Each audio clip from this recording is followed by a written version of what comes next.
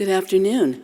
Okay, I am introducing our first speaker, and her name is Uzma Akser, and I know her, and she's a wonderful and smart, wonderful person. Uzma Akser is a PCC Executive and Leadership Coach, Neurodiversity Consultant, Certified Autism Specialist, International Speaker, Advocate, and the founder of Uzma Akser Coaching and Consulting, UACC. As a dedicated mother who turned her journey with her son, who is on the autism spectrum, into a mission, Uzma founded the Uzma Akser Coaching and Consulting to revolutionize support for neurodivergent individuals. Her expertise spans personalized coaching, transformative CPD courses, and groundbreaking initiatives like Bridging the Gap and Motherhood on the Spectrum. She is fiercely committed to creating neuro-inclusive environments where every small step ignites profound growth and potential. Welcome, Uzma. Come forth. Let's give her a hand. Thank you so much for having me here. I really appreciate it. Have you ever heard and felt emotionally drained, living in a constant state of fight or flight? That's a reality of many parents, the daily reality of many parents, and carers of neurodivergent children. As one of those parents, I can tell you firsthand how exhausting it is, mentally, physically, and emotionally. My 15-year-old son is neurodivergent, navigating the challenges of teenage years alongside his autism. These challenges don't magically disappear with age. They actually they evolve. Yet the support system often diminishes when they need it the most.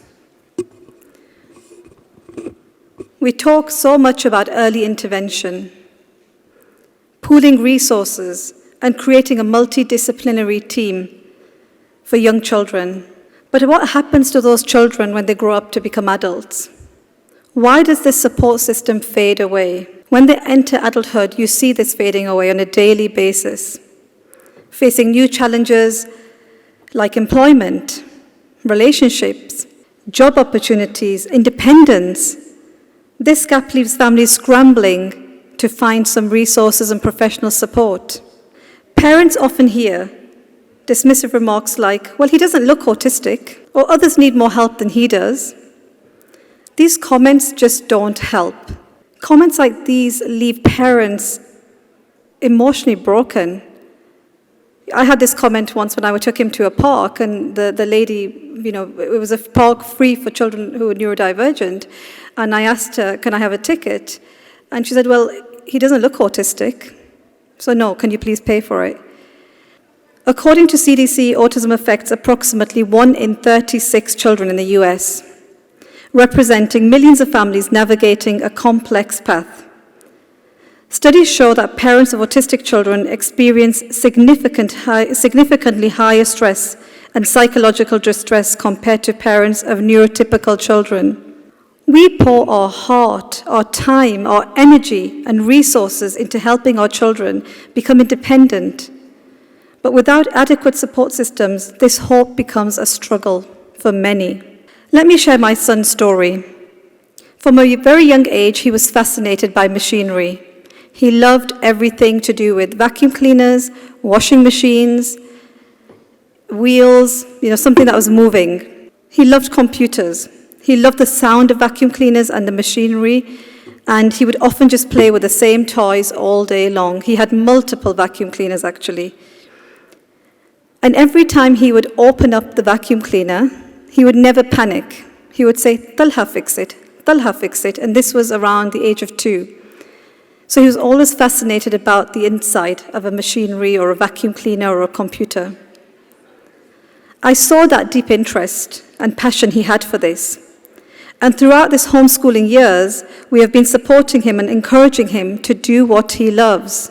By the age of 11, he wanted to build his own PC. So we encouraged him to save up, to do his research, to look into what parts need to go into building this PC, and he did that. With great success, he built his own PC. And that's him there, fixing the parts, putting them all in. And funnily enough, he was watching YouTube videos to learn how to do it. And he was watching these YouTube videos that were in a different language, but still figured out that this is what needs to be going into the PC to make it work. Yet when neurodivergent individuals like him, they pursue careers aligned with their talents, barriers like traditional interview techniques and processes come in the way. The lack of eye contact, the executive functioning skills, these challenges overshadow their skills and potential. This brings me to workplace inclusion, a critical area where change is desperately needed. Inclusive hiring practices are essential. Adapting interviews to accommodate different communication styles and focusing on skills rather than social norms are crucial. Companies like Microsoft, SAP, Ernst & Young, and JP Morgan Chase have shown that embracing neurodiversity leads to innovation and success. Flexible work arrangements and sensory-friendly places aren't luxuries. They're necessities that reduce stress and improve productivity. Creating inclusive workplaces isn't easy. It requires training leadership teams, addressing biases, and building structured communities and practicing communication skills. But the benefits are immense. There will be improved company culture, employee satisfaction, and retention rates. Neurodiversity isn't just about acceptance. It's about celebrating those unique perspectives that drive creativity and resilience. As a mother and an advocate, I urge you to be part of this. Let's build a world where neurodiversity is valued, where every individual has the opportunity to thrive and contribute their brilliance in their own way. This is essential. We have to do this to support our individuals, not just during childhood, but as they transition into adulthood and beyond.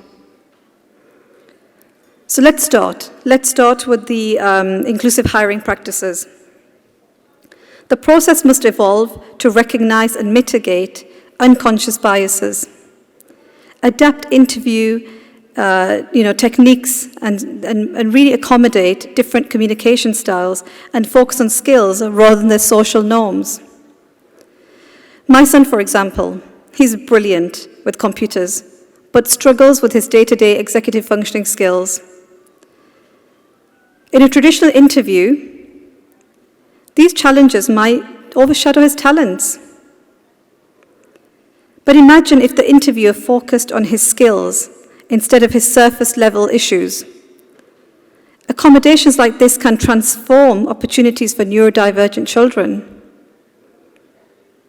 Closing doors on them at this stage would be a disservice, not just to them, but to society as a whole. I don't want to stand here and paint a doom and gloom, picture today, because progress is happening, and I see that firsthand. As a neurodiversity consultant and leadership consultant, I've witnessed leadership teams making a difference. They want to contribute to this change, and they want things to improve. One story in particular that stands out for me was really a story where I conducted training just before Christmas, and it was a manager who shifted his mindset during training from preconceived notions about neurodiversity to empathy and acceptance. And that was a great story that stuck to me for me to now share it here. He was open, he was honest during a training session that I conducted, sharing that everything comes down to the mindset. Initially, he admitted he was approaching neurodiversity from a narrow perspective, which reflected in how he communicated with his team. As we delve deeper into topics like empathy, biases, and shifting our mindset towards acceptance, not only did his relationship with the neurodivergent employee change, but also by demonstrating that inclusion matters, there was a complete shift in the entire team. And this is a true story on inclusive leadership and a very heartwarming story. When workplaces embrace neurodiversity, the benefits extend far beyond individual employees. We see increased innovation, improved company culture, and enhanced reputations as inclusive employees and employers. Just like diverse ecosystems thrive, neurodiverse workplaces they drive creativity and resilience. Creating inclusive workplaces does come with challenges, like communication barriers or misunderstandings about accommodations, but these can be overcome through comprehensive training, open dialogue, and flexibility. The key here is empathy and understanding. By investing in accommodations and inclusive practices, we're not just retaining talent, we are encouraging opportunities. Just imagine a workplace where everyone feels valued, supported, and empowered to bring their best selves to work every single day. This isn't just a dream. It's an achievable thing to happen if we all pool our resources together and work together in doing this. Research from Birkbeck University of London shows that employees are 50% less likely to leave their jobs when accommodations are made. That's huge, 50%. And sometimes accommodations cost nothing. It could be the simple, the light might be too bright. Okay, let's dim the light. It could be, the environment is too noisy. Let's provide noise-cancelling headsets. There might be a certain smell that triggers an individual. Okay, let's shift the office to the other side of the building. Tiny accommodations can change so much. Flexible work arrangements, sensory-friendly spaces, and clear communication protocols aren't luxuries. They're necessities that reduce stress and boost job satisfaction. These adjustments strengthen teams. We've already seen success stories from companies leading the way. So here I have a few examples. I'd like to share these today with you. We have Microsoft's Autism Hiring Program. This program focuses on skills-based assessments rather than traditional interview techniques. And this really unlocks potential and strengthens the attention to detail and creating problem solving. And then we have SAP's Autism at Work initiative.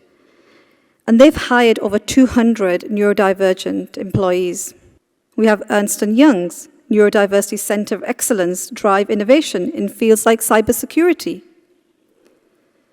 And then we have JP Morgan Chase, and they've hired 300 neurodivergent employees through its Autism at Work program, praising their accuracy and efficiency.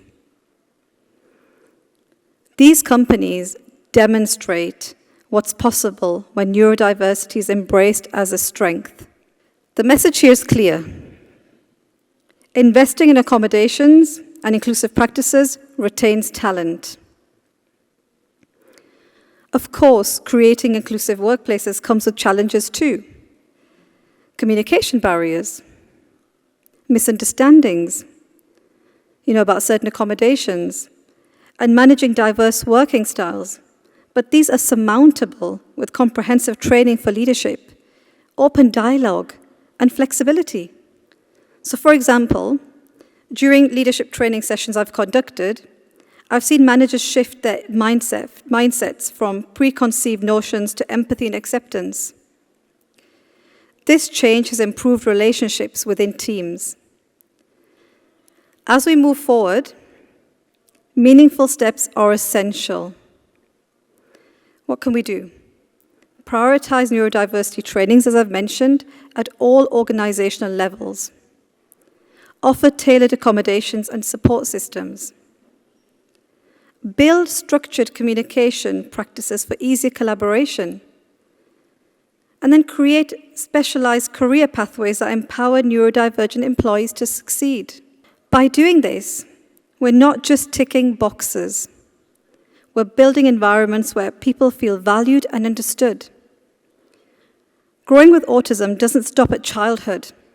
It's a lifelong journey requiring ongoing support. With empathy and understanding, we can make a profound difference in the lives of neurodivergent individuals and really create those true workplaces where everyone matters. I would like to share an analogy here, and it was a book I recently read, and it was written by a neurodivergent individual, and he compared inclusion to a cactus. So my question here to you is, where do you think this cactus would survive? Where do you think this cactus would survive? In hot climate or cold climate? Hot, right? Hot. But imagine now we take that cactus and we put it in a garden in the UK. And I say the UK deliberately because our summers are like winters. Would that cactus survive in the UK? Yes or no? Hands up, yes. Would it survive in the UK? It wouldn't, right? But imagine if we place certain accommodations for that cactus. Do you think it would survive? Yeah. So just like that cactus, let's think about our children that now are going to become adults, and it goes very fast. I spoke to a lady during lunch, and she's sitting here in the audience, and she mentioned her son is 16, and she didn't realize how quick this time's gone. So we might be thinking about, early intervention, which obviously is important, but let's not forget to think about teenage years, the young adults. What are they going to do when they grow up? What's going to happen to them? They're talented. Let's support them. Let's create pathways to help them. It's really important that we nurture and support individuals who may see and experience the world differently to us, and give them energy and opportunity to thrive. We do need to see neurodiversity from a different lens and understand that individuals living with challenges on a daily basis are struggling, but if we support them, they'll be just fine. They'll feel reassured that they're receiving the right support. They'll feel confident. They'll trust you. They'll accept the support that you're offering, but let's do that. Let's take that first step. I spoke earlier to a doctor who was presenting, and I mentioned my son's struggles, and he is currently struggling. I mean, we have, as autistic, children, as parents of neurodivergent children, we go through a journey, and every phase of life is different. And he's going through different challenges now, which are more physical. But what are we doing? What are we doing to help him with his OCD? What are we doing to help him with his gut challenges? We're supporting him, we're encouraging him, we're reassuring him. And this is what really matters. And let's be, thank you. Let's be that individual. Let's be that, let's create that support system. It's so important. I just want to take my time out to thank you. I'm ahead of time. Thank you for taking your time and listening to me. And I would like to take this opportunity to say thank you to ICAN and to all of you here to listen, who have come to listen to me today. And if you have any questions, I would love to answer them. Thank you so much. Thank you.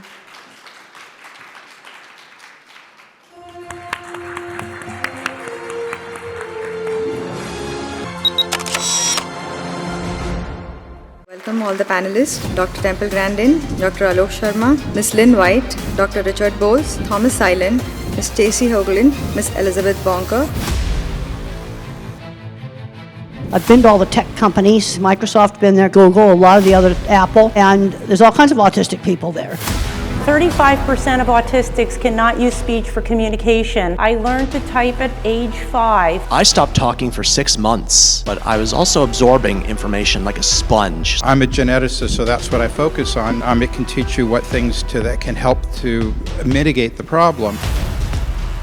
One of the things right now that's a big push right now is how hyperbaric medicine can affect autism, or positively, right? And hyperbaric oxygen therapy is one of the best anti-inflammatories. We are treating younger children at about 3 with stem cell therapy. Within 6 months, they are going off the spectrum. Every person that I ever met with autism, they all want to be a valuable member of society, to have a quality of life that every human wants to have. This is going to be a very unique panel discussion. I mean, we've got such distinguished people here coming from different backgrounds, different specialities, different age groups, different everything. This is an open discussion. It's open questions for all of you. But I'd like to kickstart the discussion by asking Temple, The autism that was there in your age group, or that Bill Gates describes, and the autism that you see now, could you share with us, what do you think, what is the difference? Well, I had definite speech delay, absolutely definite. Some of the things that have been discussed that might be possible causes didn't exist. I'm 77 years old, and then I'm thinking back to when I was a child and when I was young, people that would have been called Asperger's, where there's no speech delay. A lot of these grandparents that come up to me and talk to me, they're old enough that some of those other things wouldn't have caused it. And what I got to thinking about all of this, like there was some very severe stuff discussed, there's a lot of people where they're just slightly geeky. I think they've always been here. So is autism increased detection or something else? I think it's both. And I think on this real mild end, some of the people I worked with in these shops, they wouldn't have had speech delay, but they would have been taking shop classes. And I think all the screen time has made a lot of stuff worse.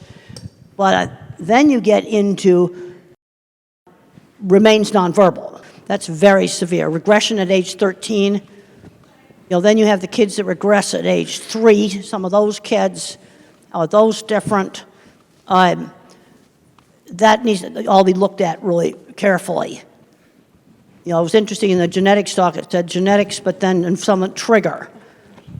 But there were plenty of people from my generation that would have been the Asperger type, where there's, and I know that's not used anymore, no speech delay.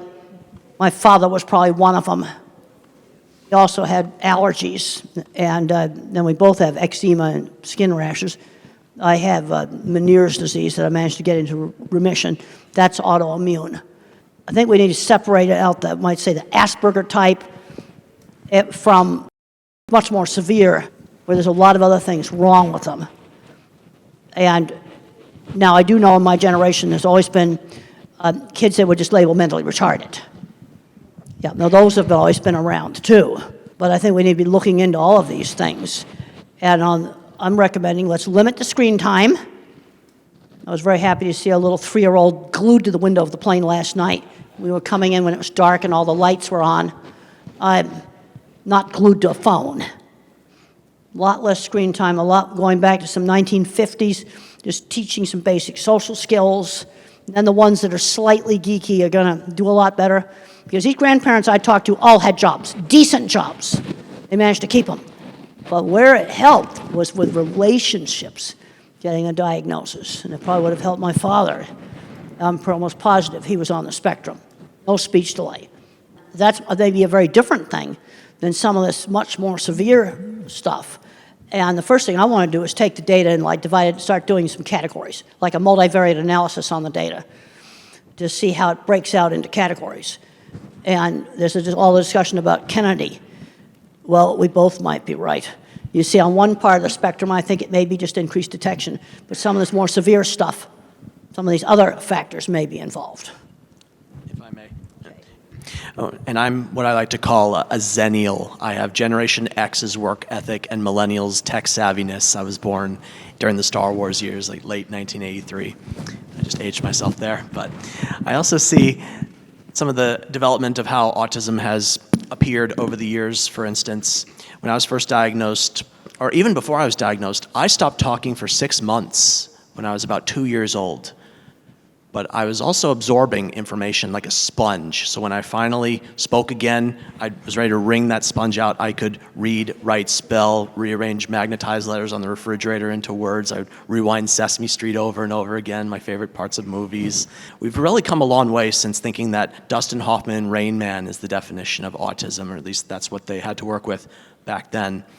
You didn't need to have an intellectual disability, mental retardation, whatever you want to call it. In the mid-90s, that was when diagnostic criteria changed, and I was officially diagnosed then with mild autism.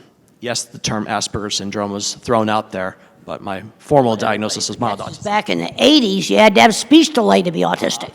6 months of non-speaking, that was considered a speech delay. So I fit the bill, more or less officially, but it was also really an eye-opener. So that explains why I rewind videos, why I do what I do. So having knowledge of that diagnosis, understanding how it came to be, and what I'm going to do about it. This is the hand I've been dealt. I don't want to change in the sense that if you were to say there's a cure for autism, you want it? I'm saying no, because I am who I am, and I wouldn't be who I am without autism. And like I said, belief in yourself, in your own time and space. Well, so this is an open discussion. Anybody can jump in. So, Taita, do you want to talk about some of your work? Sure, I'm happy to. So just to give you a quick overview, as you kind of probably heard from me, I'm a pediatrician. I have cerebral palsy, was born a 28-weeker, 18 surgeries later. Here I sit by the grace of God as a pediatrician and a hyperbaric medicine physician. But one of the things that I do, I run a facility all across the United States and abroad doing hyperbaric medicine for special needs individuals, for both children and adults. I've treated all indications for hyperbaric oxygen therapy, the 17 that are approved in the US, and over 65 internationally. One of the things right now that's a big push right now is how hyperbaric medicine can affect autism, or positively, right? And hyperbaric oxygen therapy is one of the best anti-inflammatories out there available, better than prednisones, better than anything else like that. The big key, before I go into a little bit more, I'll take 2 minutes, it's important to note that correct type of hyperbaric chamber is necessary, right? As the president of the American College of Hyperbaric Medicine and a key opinion leader in that space, it's making sure that we don't have a lot of these soft shells and the misunderstanding of how to use hyperbaric medicine safely and effectively. But the bottom line is it does work, because you're mobilizing stem cells through nitric oxide pathways, and you're able to see, when you use hyperbaric oxygen therapy, it addresses... So you're saying the soft shells don't work? I'm saying that a lot of them aren't as effective. Yes, ma'am. I think that there's a safety effort there. They're not covered by the FDA. People don't have the right training. They work in terms of some depth, but I think that there's a larger breadth there that has to be, make sure you're doing it effectively and correctly, right? So we see this a lot. But you'll see a lot of anti-inflammatory processes and stem cell mobilization, where you have actually an 8 to 12 times increase of your stem cells, and that's why these kids are improving. And when you combine them with some of Dr. Alok and other stem cell programs, you can see dramatic improvements. And so we're seeing the same kind of testimonies that you are showing in your presentation, Dr. Loke. New speech, ability to pick up new language. It's incredible results. Is your work published? Do you have scientific papers showing the results? There's well over 250 published papers, both in India and across the United States. There's actually, apart from that, there are over, just in autism, there's over 200 published papers in terms of showing the anti-inflammatory effects and how hyperbaric medicine can mitigate and improve autism and its effects. Richard, would you like to jump in? Genetics versus environment. It's not versus, it's always both. And the genetics is who is at risk. I mean, let's face it, no one has perfect genetics, and no one has a perfect environment. But some children are being affected and other children are not, even though they're in the same, very similar environment. The difference is genetic risk. But even if you have the genetic risk, does not necessarily mean that you're going to get it. You have to have a permissive environment as well. So it's 1 plus 1. You have to have both of them. I think that a lot of people are focusing on environment, and that's great, because that's something you can do something about, but not that many people focus on the genetics. I'm a geneticist, so that's what I focus on, not that it's more important, but I think it's equally important. Knowing the genetic risk can teach you what things to avoid better. It can teach you what things that can help to mitigate the problem. Knowing the environmental risk can do the same thing. So I think they're equally important. Do you have any input? So much this entire week, right? We've heard so much about the new numbers and who's affected and who's not. And while, we definitely know that we have a greater number because physicians are better at diagnosing it, but they're getting better at diagnosing it because there's no more autism. So they're having more experience with it. I've been an educational advocate for 25 years. I have a son who's 30, who was really part of that initial bubble, if you will, where we saw significant growth. And I can certainly tell you, I work as an advocate in the 6th largest school district in this country. And the numbers of students who are in special education programs, not the kids we would have missed before, have grown so exponentially that the systems have not kept up with the numbers. And the children who are really getting what they need, whether it is through medical intervention, educational intervention, looking at housing and opportunities for employment, they're generally the kids whose parents remain the most active, because there are ways out there to be able to access the supports, but there's no silver platter. So it's really good that you guys are here because you're getting a bit of the silver platter here, but you really have to learn more as much as you can, because the services, even if somebody comes up with some like where it's from, if you will, we're still going to need to advocate for treatment, for housing, for job opportunities, for better education. So the needs to advocate is not going to decrease. If anything, it could actually increase. So I just encourage you all to do that. So I think the numbers are not just like, it's not just genetics, it's not just environmental, it's not just this type of autism versus that type of autism. I think that every person that I ever met with autism, and it doesn't really matter if they were a speaker or non-speaker, they all want to be a valuable member of society, have a job if that's what they choose, or to volunteer, but to have a quality of life that every human wants to have. Lynn, do you want to? I agree with everything you said, and I think one of the things that we have to do is, if we do start getting to the bottom of some of this, so to speak, is we cannot forget those who really still need us. There are way too many out there that are not getting what they need, and what I'm the most concerned about is if they come up tomorrow and say, these are the 3 things, so we're going to turn the numbers back around. Our children are here. These children are here. We have parents here who have come up to us and said, my child is 4 years old, help. Okay? We can't forget them. They're here. And I think everything she said is right. I don't work in the school system, she does, but I will tell you what I do know from on the homeschooling side, because I've been a long-term homeschooling activist, is there are a lot of parents who homeschool their children because they're frantic. It's not because they're, oh, I'm going to be a homeschool parent. It's, I don't know what else to do. And until we accept that we have to do more, I'm all about finding the solutions, but that's above my pay grade. I'm just trying to help the people that need the help. And in that vein, I failed finishing an Ironman twice before I succeeded the 3rd time. And for those of you that don't know what an Ironman is, it's 2.4 miles of swimming, 112 miles of biking, and 26.2 miles of running, all in under 17 hours. And I thought I could do it in Texas, but humidity, heat, headwinds, hills, they took me down like Superman to kryptonite. I attempted it again in Des Moines, Iowa, got the same or similar conditions. Also, I didn't have the right equipment. I realized I really had to invest not just in money like a new watch and better bike, but also putting in the time. And I too do not use functioning labels. I feel when you call someone low functioning, you discount or dismiss their strengths and capabilities. When you call someone high functioning, you discount or dismiss their needs or struggles.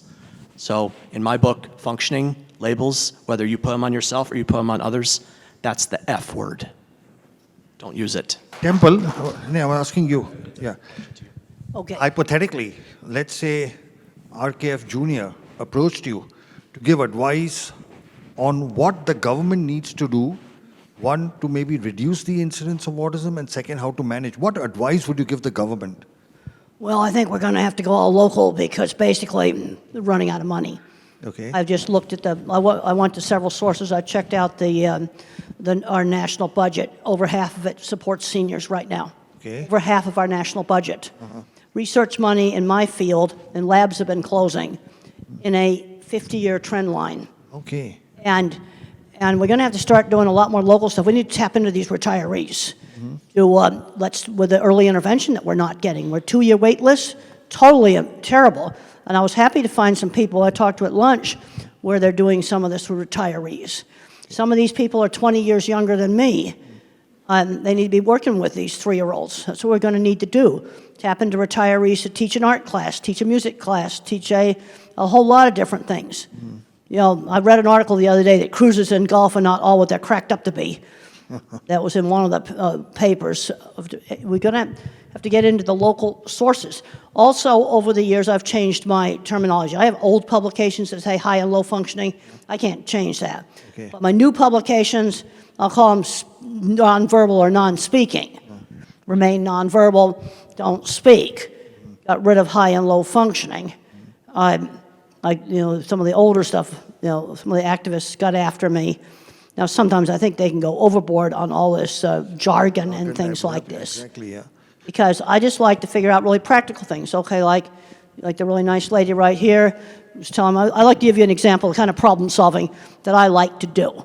And when she was alone, she feels really scared because she's helpless.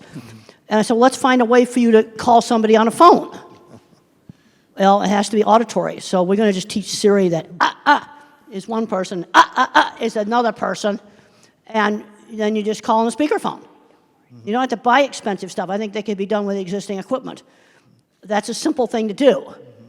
Okay, different buttons on the wheelchair that won't work. Okay, well then we don't use that. There's so many simple things. I remember one time watching a wonderful video a guy presented. It showed a kid somewhere in Africa, got one of those Blade Runner legs, got a pair of them. And he was just so happy out there stomping in the mud puddles. And something like that makes a lot more sense than a fancy electronic leg that's going to just break. Okay. It's also something they could probably make in local shops. You see, this is where a visual thinker sees solutions to problems. You see, the idea for that phone thing is a car phone. You say, now call so-and-so. Well, we just got to make those little abrupt sounds. Why am I picking out those sounds? Because I don't want it accidentally going off all the time. It has to be something that you do very deliberately that'll make it call somebody. And I just think that stuff up. I mean, that's what visual thinkers do. I heard a solution to a problem. I also saw car phone in a car, too. The activists got all over some parent group that's called Profound Autism. And these are the people who need 24/7 care. You know where I've seen some of the best 24/7 care for really severe? Some faith-based groups. I've actually seen some very, very good programs. Benjamin's Hopes in Michigan, Brookwood in Texas. It's all private money. So some of the best programming I've seen for, I don't know what you want to call them, but these are the people that need 24/7 care. And they grow up into adults and the parents can't take care of them for the rest of their lives. That's just examples of some things I've seen that really worked well. We need more of that kind of stuff. So we'll touch on an important but sensitive topic. Tom spoke about his impending getting married, and you have chosen to live life by yourself. Between the two of you to discuss, because very often people on the spectrum who are older, they approach doctor and say, should we get a child married?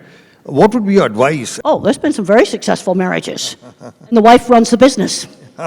No, seriously. There's been some very successful marriages. I know 2 computer programmers that got together. That's been very successful. They're both on the spectrum. And you know what they did for their engagement dinner? You got to go to a white table restaurant. You got to have candles because you got to set the stage for a super romantic discussion on computer data storage systems because they are the most interesting thing in the world. And 2 chemists got together. Oh, okay. Yep. There's been, some of these you intend to have nonverbal autistic kids. Yeah, there's a place for getting married. I had one parent come to me and said, my son's doing great. He got married, bought a house, going just great.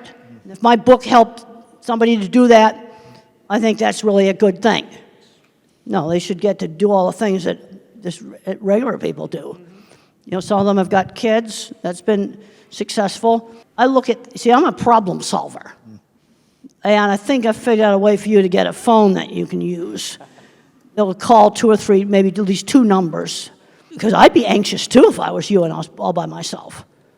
So, Tom, your views. For my part, as far as marriage goes, there was a time I thought I wouldn't get married. And I was in a relationship with a woman on the autism spectrum, but it didn't work out. My parents, and they're still together. My mom and dad are still married after 45 years, but they live over 1,000 miles away from me. There was a time they offered me the opportunity to move up to where they were going. I said, I've built a life here. I'm going to stay. So actually, my parents, as much as I love them, being out of the equation actually helped me blossom. Yeah. I see we have some agreement. And Rosetta, she had to step out to check on an order of hers, but we had met in person 6 years ago at an event, kind of like this one. So we knew each other in person, face to face, stayed in touch online. During the pandemic, she moved to Virginia. That's where she hails from. I was in California. Then I was doing the Ironman in Maryland, the one I finished. And before that, I said, I'd like to meet you again. So we made arrangements after I finished the Ironman to meet, and we decided to get married, and we're getting married in September. And there are people in my life, unfortunately, that are thinking this would never happen. And now that it is, they are struck. Don't you think that woman is the most gorgeous woman out there, crown or not? And for someone with autism, and she's not on the autism spectrum, but I am able to make our relationship work. We have our struggles, as any couple does, but we believe that it's going to work out. And statistically speaking, only about 7% of people with autism ever get married. And even fewer stay married. So we have some resistance, some difficult spots, but our love matters. And I really wish she was here to hear me say that. I would like to add, although that's very good, because as a pediatrician and as a person with a disability myself, I have a wife, 3 kids. One, we also adopted a special needs daughter who has Netherton syndrome from wound care side. We won't get into all that. But the point is, I'm sure you guys are familiar with the term ableism, right? A lot of times a neurotypical individual is going to say, well, back in the old days, I wanted to go to the movies. Well, we didn't want to invite Tyler because he couldn't walk up into the stairs, right? So they were trying to save my feelings because they didn't want me to fall down the stairs, for example, when really I just wanted to be invited to the movies, let's say. So the point of all this I'm making is you just got to look outside the box and allow, there's a lot of blessings. We're all handicapped. Mind the world can see. We're all struggling with something. We all wish we could change something about ourselves, and that's the whole point about whether you're on the spectrum or not, right? But I think it has very much, we have to combat ableism in this country. Going back to what I would say to RFK, if it was for me or for anybody else with a disability, is when we lose value in people, we start to fail. And I think that's where the slip is, even though maybe some of his comments, in his mind, he was actually trying to help. I want to believe that, right? He was talking about the severe autism where they're never going to get married. I mean, I see these kids. So do you, Dr. Sharma. So do you, the occupational therapist. That's a real thing that we deal with, and these parents are looking for hope. So I don't want to say that by any means he's inherently evil, but it's a crass comment, and realizing and finding people's value and how they navigate the world. And people that are non-speaking, if they're in a job, know the difference between real work and stupid little busy work. And the other place where I've seen some really great programs is when the chairman or the president of a company has a child with a disability. I've forgotten the name of the man that did the warehouses at the Walgreens pharmacy, the distribution warehouses. He changed the computer so you didn't have to read. And the crews with the intellectual disabilities did better than the so-called regular people working in these warehouses. You see where the top does it.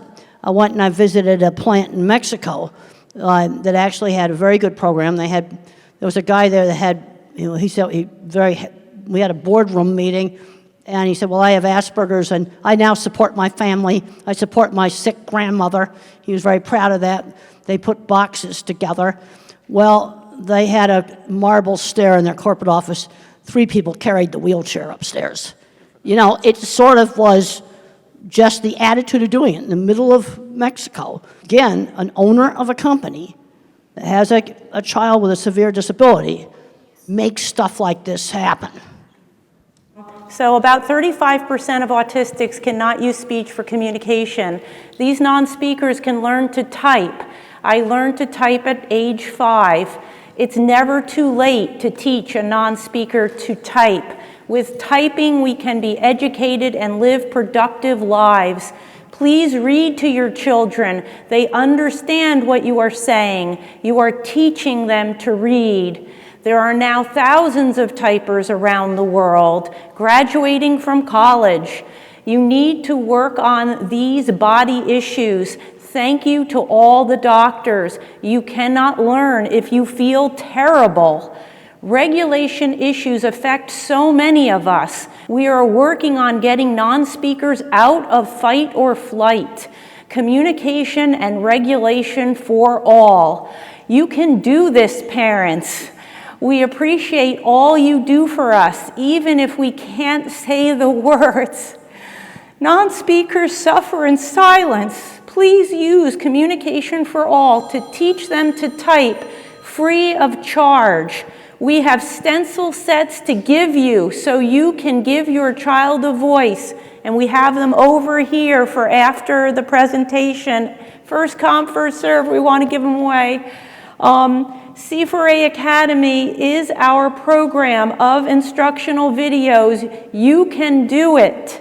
We are all human beings who want to connect. We don't want to be left alone. Take us out to museums and for walks in nature. You can learn from parents who have walked the path and autistics who live the life.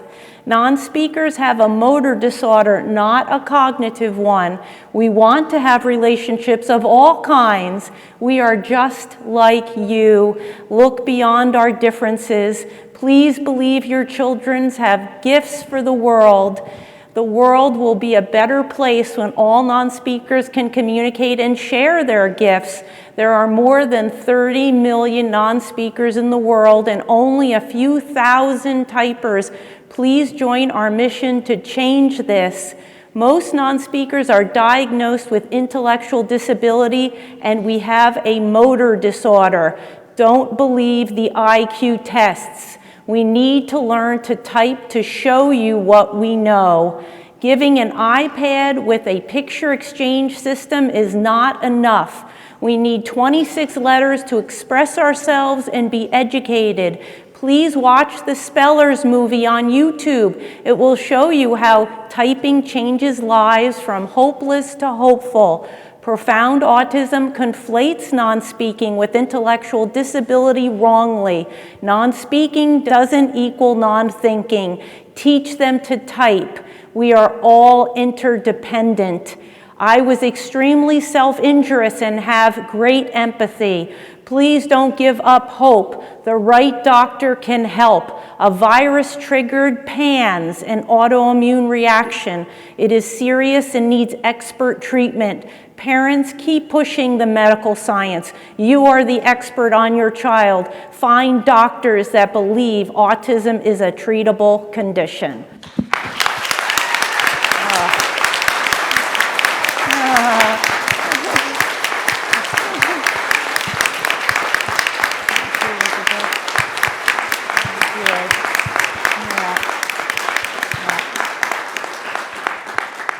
This question is for Dr. Bolts. This is about the supplements that you had shared earlier. Is there a protocol to wean off the clients or patients who are using them, or is it more like a lifelong usage of these items? I think that depends on why the supplements are started in the first place. If they're started because you want to improve your concentration and focus a bit, and then you do it on your own or go to an environment in which that's not necessary, then you can decrease it.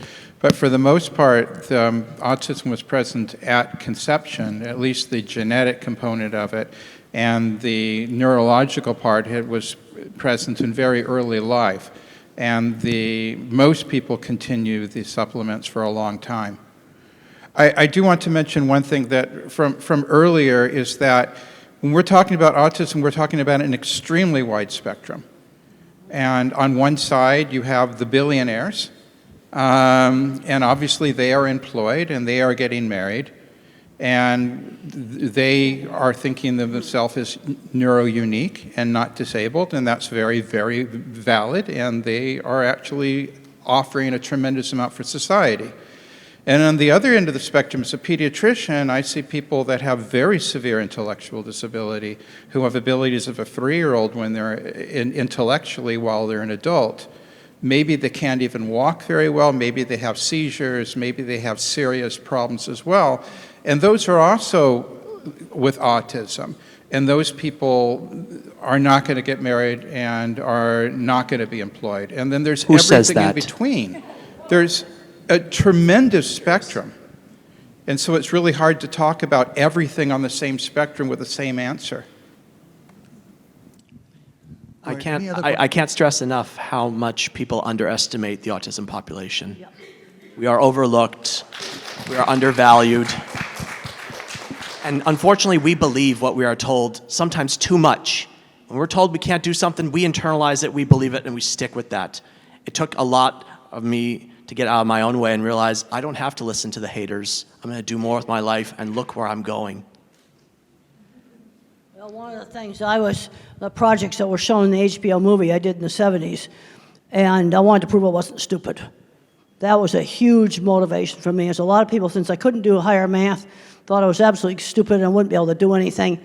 And then I discovered these other people out there that owned machine shops, couldn't do higher math either, and were on the autism spectrum, and they had really good businesses and 20 patents. That made my day when I discovered them. How would you respond to people with autism or their family members who participate in self-isolation because of the maybe fear of judgment of going into the community, and what you would say maybe to inspire them to go into the community more and participate in the community more? Well, Mother always had me out in the community, and she had a very good sense of how she could stretch me and the things that I'd be capable of doing. Like, for example, when we went to my grandmother's house for Sunday dinner, for my exercise, I was allowed to play Beat the Elevator, and I could run up 5 flights of stairs before the elevator got there, and that would kind of run the energy out of me. Another thing they did is I only had to sit at the family table for 20 minutes. Then I could ask to be excused, but if dessert wasn't served, I didn't get any. So if I wanted dessert, I had to stay. You see, she always put some choice in there, but she had a very good sense of how much to stretch me, and she realized that big, noisy crowds were sometimes a problem, but I'm concerned that some moms just totally overprotect. They can't let go to let their kid do the most innocent things, like while you're pumping gas in the car, have the kid run in and buy some milk at the store. And I had one mom says, I don't have the guts to do that. You see, this is where the moms just can't let go at all, and they're doing everything for the child, and the kid's not learning anything. And I have a book called The Loving Push, and that was aimed at, getting these moms to get them out gradually doing things. You see, I've seen huge problems with everything being done for them, and they're not learning any skills. And we had a rule that it had to be on the list. So as soon as I knew how to write, I'd put things on the list, and I would help with grocery shopping. I'd go and get things on the list, put them in the basket. I was learning that at a very young age. Yes, and you do Walmart, for example, that's one of our big stores, when it's not so busy. In California, where I live, I don't know if they do it here in Florida or other places, there are certain reduced sensory hours. Like you can go in between like 7, 8 a.m., less lighting, less people, a lot more better shopping experience. But I've written a book, Come to Life, Your Guide to Self-Discovery, to address gang out there. Life doesn't come to you, my friends. It's up to you to come to life. Are we keeping our kids out from out there? And also in addressing the naysayers, the people that might be holding us back in a sense. That's in my book, My Glass is Full. And these are available for sale. Is in neuro needs, we have some people with autism that work for us, and they are in positions in which their abilities are perfect for their job. They are better than a neurotypical person at that job, because we know that they can do that, and we know autism. We just need to get the word out that these people have certain abilities that allow them to do things better than other people, that it's not charity, that employers will want to hire them, and they'll want to give them a good wage. We think that, this is what Dr. Grandin was talking about, is the way of fixing things in pictures and everything, is that they have abilities that other people don't have. We just need to get that word out. We wouldn't have any computers without all the people in the tech industry, and I've given talks there, and half those programmers are on the spectrum. Yeah, I've been to those companies, I've sat in their fancy restaurant, watched all the nerds come in. We need the skills. See, that's the thing. At one end of the spectrum, and you've got Steve Jobs and Bill Gates. Bill Gates is official now. He's on the spectrum. And he's had a very successful business. Another thing, both me and Bill Gates were taught that you give back. That was something we were both taught. I have put 23 graduate students through school paying for their masters and their PhDs. That's what I've done with the book money and speaking engagement money. And Bill Gates said you get huge amounts of money going into healthcare. We were both brought up in an era where you give back. which it's been really eye-opening for me to read his book, because so much of how we were brought up was very, very similar. Thank you so much for all of your work that you do. And I need to emphasize that profound autism is real. Work is being done right now to put it in the DSM so that we can have a specific name for the people that will require lifetime support. And as much as, of course, we want our kids to continue to grow and to thrive and to be as independent as possible, it's very important to recognize that for some people, they are not going to be independent. And the best thing that we can do is continue to support them, have trained caregivers, because one day we're not going to be here anymore, and our kids are still going to need care. And the system is very broken for them. And it's hard. Autism is not always awesome for everyone. It's hard. And, you know, when you see kids that are beating, or adults that are beating their heads and they've lost their eyesight because they're banging their head on the wall, I mean, these are real things that they're dealing with. And so it's a big spectrum. When we adopted our kiddo that's special needs, the developmental doctor, the first thing that he told us to do was watch your movie, Dr. Grandin. And it was amazing for us. And it was very eye-opening. And the encouragement was there for him, and we are still encouraging our kiddo. But he's almost 20 years old, and he still can't use the bathroom by himself, not completely independent. He can't brush his teeth by himself, and that's a goal that he worked on the entire time that he was in school. So we have to recognize that, you know, he's not going to get married. He's not going to be able to live the same life that my other kids can live. He's not going to be able to drive a car.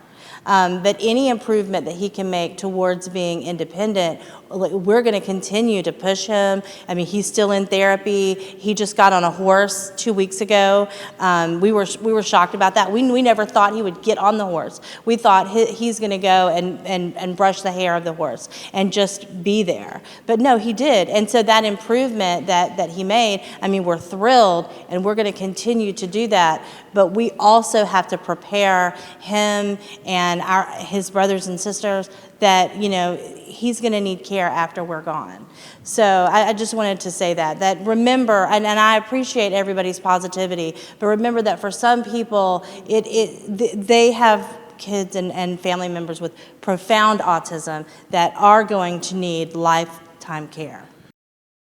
I totally agree with you. I totally agree with you. In my talks, one of the things I talk about all the time is we're going from Einstein, that somebody is going to need, you know, constant care, 24/7 care. You see, this is one of the problems. And it's such a big spectrum, all with the same word on it. And I totally agree with you. And every talk I do, I make a point of, some of the activists attack the term profound autism. And I'm not the one who's attacking it. People that have the loudest voice are putting in the input, but the people that can't speak and their caregivers, God bless them, are tired. I mean, it's all you can do to pay the bills and take care of a person, change adult diapers, emergency room visits. Nobody wants to babysit, so you can forget, like, going places. It's hard. So those people are left out of the research and the statistics. And so it's important for us as the autism community as a whole to remember that 27%. Okay, now I'm very interested in the 27%. That's profound autistics. Okay, where that figure came from. Just from my experience, I'm pretty sure that's correct. I was just at the Profound Autism Summit last week in Boston, and that was the figures that they gave, and I trust But them. I've seen parents just completely stressed out. I remember one respite program they had in Texas, and the family was so stressed out, they just put the music on in their air-conditioned car and just laid there for 4 hours. That was how stressed out they were. 4 hours of respite, and this is very different than somebody like me or somebody like Bill Gates. It's a totally different thing. And then you have some that are kind of medium that may not be totally independent, but they can do a lot of life skills. It's such a big spectrum. I really believe that what we need is we need more people that care, more people that don't have autism, that care, like teenagers and, like you said, seniors, that can help parents, that are trained, that there just needs to be more compassion in our society, and I feel like that should be a part of the message that the autism community is putting out there. Well, the other problem we got was certain advocates, the autism community, they attacked me, they've called me ableist, they've called me bad things. You know, some of it, they just put so much venom out there, right, that you're not actually getting things done. One of the things that 25 years, you gotta remember I'm 25 years in the construction industry, and I have found that it affects how I think about things.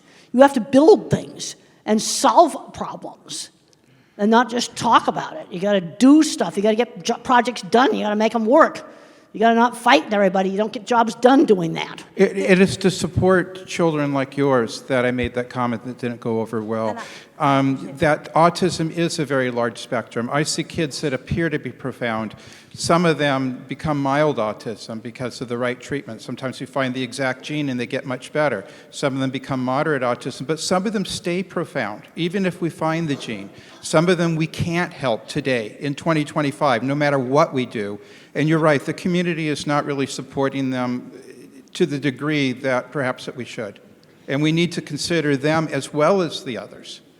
I need to just add something. You said there's no research on profound autism. Very little, like 6%. They're like But people with no, profound just to autism. let you know that we are actually doing intense research through brain scans. So we are doing PET CT scans, and we are noticing that those children and adults with profound autism have a very different type of hypometabolism in the brain.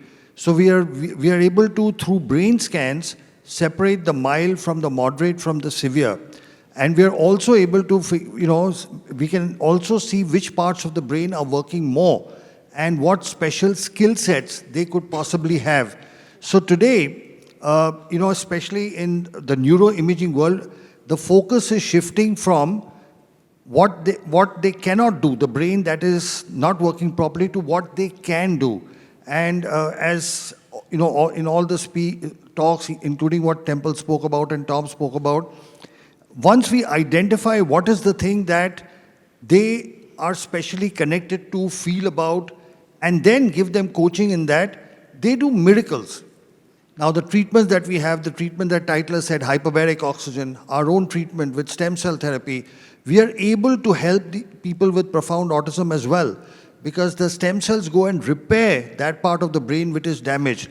And we are seeing non-verbal, there's no question about the improvement. A child who's non-verbal for 8-9 years starts talking, Now, there is no question about whether it worked or not, because you're non-verbal, and, surprisingly, among the first things that the children say, they tell their mothers, "I love you, mommy." We've got dozens of kids where among the first things that comes out is expression of love. It was just bottled up inside, and it actually gets expressed. Yes, there is work being done. Those distinctions are happening, and it is likely that in the future, the combination of stem cells with hyperbaric oxygen and rehab will possibly help the children. I want to make a quick comment to you. Go ahead. One thing you didn't say in what you just talked about with profound autism, you voluntarily took that on, which is amazing. Not a lot of people would do what you did. Mm-hmm. Thank you for your contribution. So that's Rosetta. a lot. You're on, Rosetta. Yeah. We are here because we're together, right? Because we love one another. We're talking about autism. These great people on this panel have different views, different point of views. Remember, we look at life different ways. Each person brings something great to the table. So let's respect every person on the panel, and everyone here is being respected. The thing I would like to point out is that I remember going to Tanzania, and Tom and I was talking with a lady there. She said the moment her son was born, her and her husband was told he would never be married. She would never have grandkids. Now, from my experience as being a nurse, I'm not a nurse now, I'm a motivational speaker, but I was a nurse. So I know what it's like to change diapers. I know what it's like to take care of someone. But I also know patience that are underestimated. So it's very important, no matter what you're told about your child or your loved one, never set the bar so low that you keep it there, that you miss something great about your loved ones. I love y'all. Thank you for your time. So 2 days ago, we went to our neurologist, and we were trying to understand, is there a way of defining physically in the brain autism? And she said no. She provided certain suggestions, and we felt so bad that we didn't tell her that 2 weeks before we have had stem cell treatment in India. So there's such a bad perception in the US, unfortunately. And one of the things that she said is there's no research. In our minds, like, Dr. Sharma has all the research in the world. Specifically, she pointed out to Duke University. Duke University is the one that has done the most studies in the US, but they only do stem cell treatments for kids with cancer. So my suggestion and pledge, Dr. Sharma, how can we let the world about your research? And I know you have it. You are open to give it to anyone who wants that. What can we do, us here, to help the world know about the success of your treatment? Whether it's leaders, politicians, regulators, they finally listen to people. You're the real voice. You are what is real. All of us, some of us, have professions, some of us have a conflict of interest, some of us have particular preferences or beliefs, but parents have one and only one thing in their mind, the well-being of their children. Is there anything else that you can even think of? Nothing. So your voice is the voice that will be heard. And when you speak it loud enough and repeat it enough, there will be a change. Change comes about when people like you speak out. Because, we believe our own clinical experience is showing us that when we are treating younger children at about 3 with stem cell therapy, within 6 months they are going off the spectrum. The older the child, the longer it takes. And it is my hope and dream that one day this becomes a standard of care. The moment it is diagnosed, especially kids who are profound, will need it. There are children who will not need it. There are a whole lot of children who are mild, who adapt and who get along with life very well. But not everyone. There will be what she's talking about, the profound kids who need help. There's something called a hole in the heart. Kids with Down syndrome have a hole in the heart. If you have a hole in the heart, you fix it. The cardiac surgeon will go and do something and fix it. So, if there is severe and profound damage, it needs to be fixed. And what we are seeing is that once you fix that, whether it's hyperbaric oxygen, whether it's whether it's the supplements that he was talking about, whether it's the stem cell I talk about, whether it's the rehab he talks about, in my lecture I said it all works together. So your voice is the voice that will be heard. Anybody else, any questions? I have one question. I'm watching with the gentleman behind me who is telling about that. Even my neurologist did not believe when we started the stem cell therapy for my son. But after 3 or 4 visits to India to the neurodevelopmental, the changes she saw in the kid, it's unbelievable. My son is the same patient for last 6 to 7 years with the same neurologist, with the therapies and everything. The development, what she saw after stem cell therapy is totally different. We could able to make understand the neurologist, but the school system did not understanding us actually. Some of my friends, when they go to this kind of a different kind of a therapy out of the book, which is not profound in very popular in USA, they're not even going to tell in their schools actually. They're telling that we're going to vacation for 5 days, 6 days. We did the same thing. We went to the school. I said my kid got help. If somebody needs help, you call my number, I'll tell them the same thing. I told every parent who called me, and I given the number, I told him that what are the benefits which my kid got. I feel if we don't keep the awareness of these things, of different methods, it is impossible to help the whole community. The community needs help. We have to be together to help the system. Because if the system doesn't help, we have to come up from our own side from here and help the system. My son can see a video now. Yeah. Head, shoulders, knees, and toes. And by God, he's following the video for the first time in his life, touching his head, his shoulders, his knees, and toes. He can say 3 weeks out of a stem cell. He can say 1, 2, 3, 4, 5, 6, 7, 8, 9, 10, even though he has apraxia, and sometimes he closes his mouth to talk. A, B, C, D, E, F, G, and we practice that every day. It's a miracle. It's science. But there's science behind it. You tell the doctor in the U.S., and there's like, where is that coming from? We feel uncomfortable telling them because they tell us there's no research. And that's why even though we speak up, we feel outcast. Because that's the system in the U.S. today. It punishes anyone that does any research outside the United States. They don't consider that research. It's like, I haven't seen any research. Neurologist practicing over 20 years. His pediatrician who didn't believe started believing after she saw the improvements. Go back and say, this is the improvements. Your child was not talking. He's talking within 3 weeks of the stem cell therapy. There is no rocket science to it. A child not talking starts saying ABC till Z after 3 weeks. That's a positive sign. Let the world know it. Speak up for it, and then slowly things will change. And we now have the present health secretary, R.K. Jr., he has actually tweeted about stem cells and hyperbarics. He's actually tweeted that these are things that were intentionally suppressed. He says it openly. He says these were suppressed by the FDA. The health secretary of the United States is saying that treatments like hyperbaric stem cell and all these other nutraceuticals, he mentions nutraceuticals, were intentionally suppressed. So when you speak up, they will listen. People do listen to parents.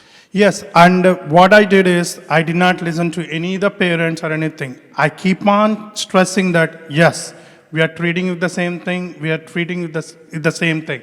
We will be integrating with the other therapies, yes, but we're not going to leave that. If you think it is not helping, it is your opinion, but not my opinion. I'll do the good thing what my kid needs. I'll stand up for my kid. The gentleman had a question. What does the solution look like? Can come from a place of curiosity and discovery rather than who's using language itself. Ask for more discovery about why they were guided in language that way. And maybe, just maybe, instead of just seeing a lot of trees in Kansas during the 30s Dust Bowl trying to survive, maybe we use discovery, we have curiosity with all the groups to bring ourselves into one big collective force that can leverage the impact the world is missing. Thank you. I think the one big thing, and I'm going to get this lady too, is I'm in Melbourne, for example. The grassroots you hear about, it's finding somewhere locally that believes, and that's where it starts, with tremendous experience. And Dr. Sharma and I have worked together in hyperbarics for years now, right? And I go to India consistently. So you got to find the forward-thinking physicians that collaborate, that are thought thinkers and innovators. But for those of you guys who are out there, for me, Brevard Regional Hyperbaric Center, if you guys are around here locally an hour away, come see me. Those willing and able physicians are very few. And creating some sort of inventory, some sort of Facebook page where you can access and really point out specifically these physicians. We asked our neurologists about hyperbarics. There's no research. What they should point out is the kid that died in Ohio. So they're using those small mistakes sort of to prevail these sort of veil. We need an inventory list of those physicians that are willing. And if everybody can contribute, we have one. But I think if everybody can contribute, who are those physicians that are willing to work looking at alternative medicines? TACA has a list. If you go into the Facebook group of TACA, and then you have to submit your child, because they only accept people that has kids in the spectrum, right? And they do have a file that is always updated with doctors in the United States that are like pandas, and you can find Rossignol and Dr. Fry's names there. Any other questions? Yeah, thank you very much. My name is Masi. I'm from Kenya. I'm a mother of triplet boys with autism. We have to believe that autism is treatable. So we are coming from a background noise that autism cannot be treated. So you get this diagnosis and you are in limbo, you struggle, and then somehow you find the light. So I found some light. We've been doing stem cells since my sons were 5.5. I mean, it has been a game changer. I have come from a state of constant clinical depression to just smiling. I mean, you all saw my son, Ricky, even ask Dr. Temple a question. And I mean, that is, I never even knew he's at that space. So what am I saying? What I'm saying, especially to the parents, we have been fortunate to have all these professionals give us very fantastic talks and solutions, but as parents, what is our duty? I feel that our duty is to a call for action. Dr. Sharma said that everybody is speaking in their own space because you cannot be a jack of all trade. You see, that's why we have Dr. Richard is working on genetics and metabolism. We have the OT is working on sensory. We have Dr. Sharma working on stem cell and so many others. So what I have done as a research, my background, I'm a research scientist, and it has really helped me because in research, we follow protocol to the dot. If you want your experiment to work, you have to follow from A to Z. That's exactly what I've done. I've taken Dr. Sharma's protocol, followed it A to C. I've taken Dr. Temple's protocol, lived experience. She stresses so much about independence and career. And I can tell you the last 2 years, her words have really shaped the way we are doing intervention for my sons. Right now, my 3 sons can all wash themselves, clean their butts, feed themselves, go to sleep, shower, they can mop the house, they can wash their clothes, brush, and now we are doing now outside independence. That's why you see like Ricky is roving all around from hall 1, A, B, C, and asking questions even I'm not there. Right now, I don't know where he is. He told me, Mom, I want to go and swim. I said, okay. I didn't even know there is a gym in this facility, but last night, Olivia, what did he say? Mom, I'm going to the gym. I asked him, did you carry gym clothes? He said, yes, and he went. So what I'm saying is that let us take what is ours. Their work is research. Let us implement. Let us take everything, not just one thing. It's all about, they have said it's research, and many parents ask me, Mercy, will stem cell work for my children? I'm like, yeah, because it's research. It doesn't know Lenny, it doesn't know your son, it has no face. It's research. Just follow the protocol. You know that stem cell cannot work on its own. Work on the diet, metabolism, work on multidisciplinary neurorehabilitation, and definitely be patient. For us, it's been a journey of 8 years. Those who were in Sylvie's talk yesterday morning, they saw my son riding a bicycle, participating in a charity event to raise funds for a school of special needs, and he was actually riding in a crowded highway. I mean, I saw that and I'm still smitten, I'm still overwhelmed. So please, parents, let's take our mat and walk. Thank you. I wanted to ask Elizabeth what we can do to help you and your mission and the legislation, to have legislation passed in the government. We need to fight to enforce the Americans with Disabilities Act in schools, which is something that she is desperately trying to do for families across the country who, even after they learn how to type, are being denied that accommodation in their schools. So again, there's so many things to do. Thank you for the question. That's only one of many things. But you can go to our website, communication, 4all.org, and we have a take action section. And it'll tell you about what Elizabeth is doing to try to help all those who suffer in silence. Thank you, Elizabeth. Thank you. So we'd like to wind up now. We'll ask each panel member to give a concluding remark. Lynn? I just think that conversations like this are what are needed.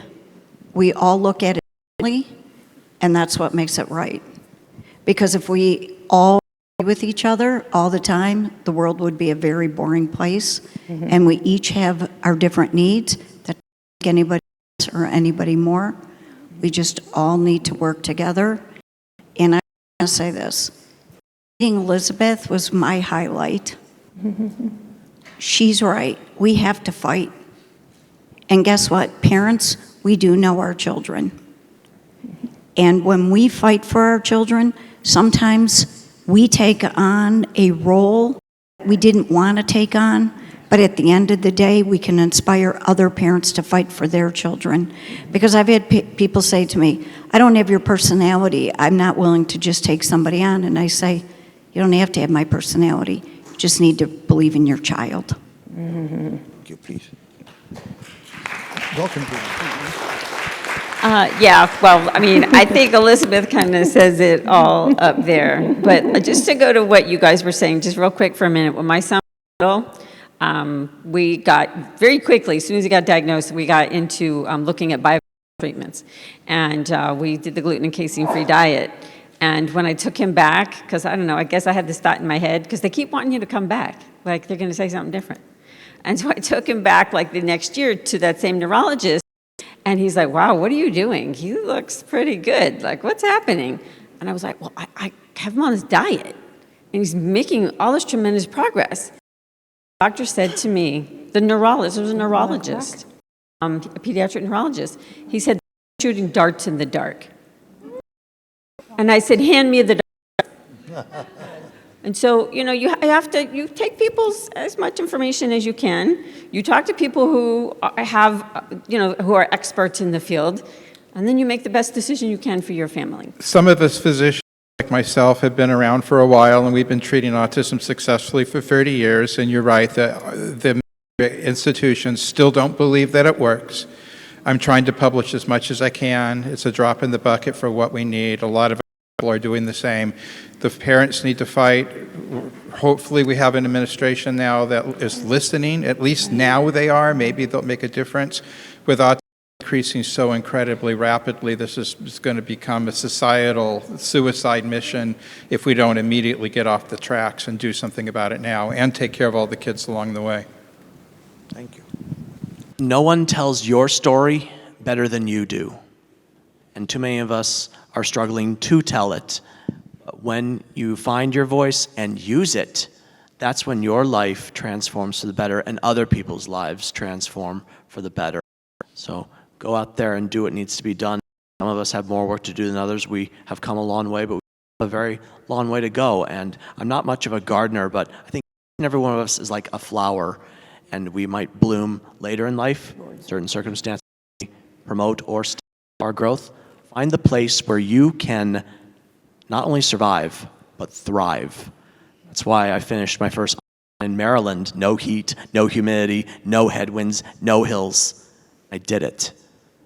You can find the place you can survive and thrive too. Go get it. Final thoughts? Well, yeah, working on more and more independence. I definitely believe in that. Unfortunately, I'm seeing too many young adults that have become recluses in their room. That's something I was never allowed to do. You know, they were always getting me out doing things, but there was always choices. For example, when I was afraid to go to my aunt's ranch, which involved getting on an airplane and flying from New York to Arizona, there was a choice, 1 week or all summer. Not going wasn't a choice. You give some choices. It's like I talked about the kid that wouldn't put the phone in the x-ray machine. He can leave the phone at home or put it in the dog dish or put it in his backpack. Those are the choices. It goes to the airport, it goes in the x-ray, period. But there's some choice as to how you do it. And I've worked with so many people professionally that I know are on the autism spectrum. I've been to all the tech companies. You know, Microsoft, been there, Google, a lot of the other, Apple, and there's all kinds of autistic people there. You see, this is the problem we've got. At one end of the spectrum, you've got that, and at the other end of the spectrum, you've got, I'm going to call them the 24/7. These are the people that need constant care, and some of them have varying amounts of problems. And I think it's this population you may be more likely to find that some of these treatments work. I'm on a gluten-free diet now for heartburn. That only started last year.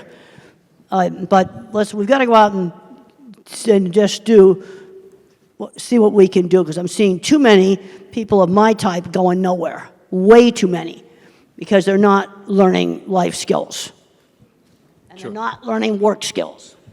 Well, I'll echo what she said. You only handicap yourself by choice, right? That's it. We're here as a physician that's devoted my life to doing this as well. We're here, and I think you just have to find your village. You guys know that, but at least locally, if I can be an asset to you an hour away or around, let us know. And you're looking at a panel that believes the same thing. It's not pseudoscience. It is grounded in science. We're just forward way thinking and combining it all. As Dr. Sharma said, it's a multifactorial approach. And when you do that, combining all these different modalities, you can see dramatic miracles in your kids' lives. And every study that you look at with hyperbaric oxygen therapy, stem cells, no matter what, just like in my own life, it all showed improvement in quality of life. And is that now all that we're all looking for? That's exactly it. So find your doctors, find the people that believe in you, and go get it. So thank you. I'd like to thank all of you for being a wonderful audience. We want you to know that as parents of children on the spectrum, you, for those of us professionals here, are our inspiration, our motivation. You are the wind below our wings that keeps us doing what we are doing, because very often the work we do is in the face of stiff opposition and resistance. But what you need to know is all of us in our own way, okay, whatever aspect of medicine we practice, rehabilitation we practice, will continue to do the best that we can to ensure that all whether they are children or adults on the spectrum, are able to be the best of what they are. We are able to bring out the best potential within them. The work that we are doing with stem cells, and we've treated over 6,000 children with autism, a total of 15,000 patients, including cerebral palsy. We have over 100 publications. So the research is there. It's just a matter of time as more and more, like your children start improving and start speaking, as more and more people get to know, this will be available everywhere. The truth, real science, real treatments cannot be hidden and suppressed forever. It will come out. And it is my belief that it's a combination of comprehensive rehab, micronutrient supplementation, rehabilitation, hyperbaric oxygen, and the stem cell that we do, and all the advice that Temple has given. If you listen to Temple, I suggest you watch her movies, you watch her podcast. She gives you very simple advice. That one advice, talk slowly, results in tremendous speech improvements. That's simple advice. So sometimes it's a very simple advice. It's not something high-tech that brings about the best results.